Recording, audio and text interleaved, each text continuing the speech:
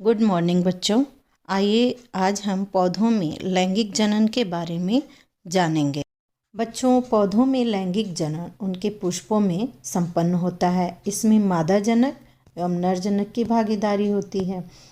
इसमें नर जनक के रूप में पुंकेसर होते हैं, जिसमें सबसे ऊपर परागकोश होता है और इस परागकोश में परागकण होते हैं।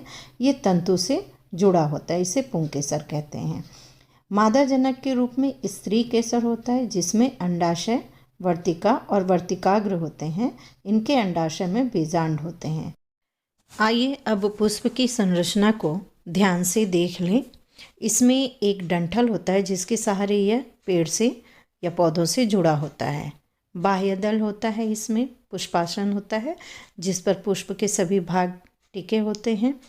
इसमें एक अंडाशय होता है, अंडाशय में बीजांड होते हैं और अंडाशय पर एक लंबी वर्तिका होती है, जिसका शीर्ष भाग वर्तिकाग्र कहलाता है। और इसमें पुंकेसर है। पुंकेसर तंतु से जुड़े होते हैं और तंतु के साथ इसमें परागकोश भी होते हैं। रंगीन हिस्से को दल कहते हैं और बहुत सारे हो तो दल पुंज भी कहते हैं। अब आइए वास्तविक पुष्प द्वारा पौधों के लैंगिक जनन को समझते हैं। पुष्प के दल को चारों तरफ से बांधे हुए ये हरे रंग का जो है, इसी को हम बाह्य दल कहते हैं।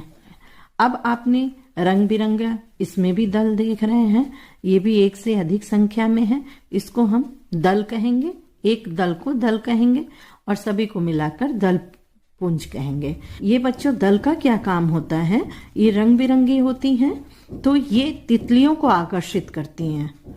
तितलियां आकर्षित होकर पुष्प पर आकर बैठती हैं। अब ये देखिए बच्चों, बाह्य दल और दल को निकालने के बाद यहाँ एक अंडाकार आप संरचना देख रहे हैं। ये अंडाकार संरचना ही अंडाशय कहलाता है।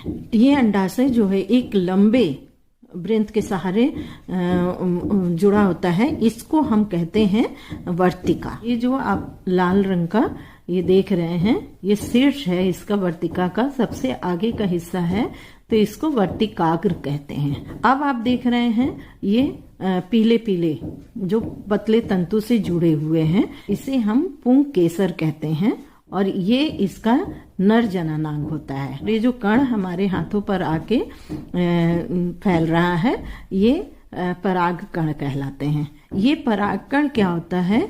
तितलियों के पैर से चिपक कर वर्तिकाग्र पर आकर के चिपक जाता है। ये परागकण यहाँ से अंकुरित होकर इसी में बढ़ते हुए आते हैं। यहाँ अंडाशय में जो अंडा होता है उसको निषेचित करते हैं। जितने अंडों का निषेचन होगा उतने बीज बनते हैं। अब आइए पौधों में लैंगिक जनन की प्रक्रिया को जानते हैं। सबसे पहली प्रक्रिया परागण है।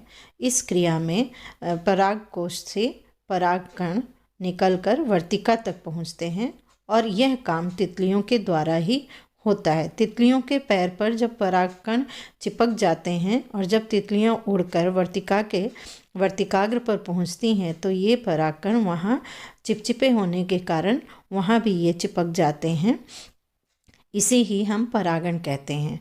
परागण दो तरीके से होता है। जब केवल एक ही पुष्प के परागकोश उसी पुष्प के वर्तिकाग्र पर पहुंचते हैं तो वह स्वपरागण होता है, जबकि एक पुष्प का परागकण दूसरे पुष्प के वर्तिकाग्र पर पहुंचता है तो वह परपरागण कहलाता है।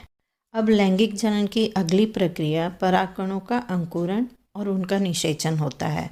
जब ये परागकण वर्तिकाग्र पर पहुंचते हैं तो क्योंकि वर्तिकाग्र चिपचिपी होती है तो वहाँ नमी के कारण ये परागकण अंकुरित होने लगते हैं और ये अपने अंकुर की लंबाई बढ़ाते जाते हैं। इसे हम पराग नली भी कहते हैं।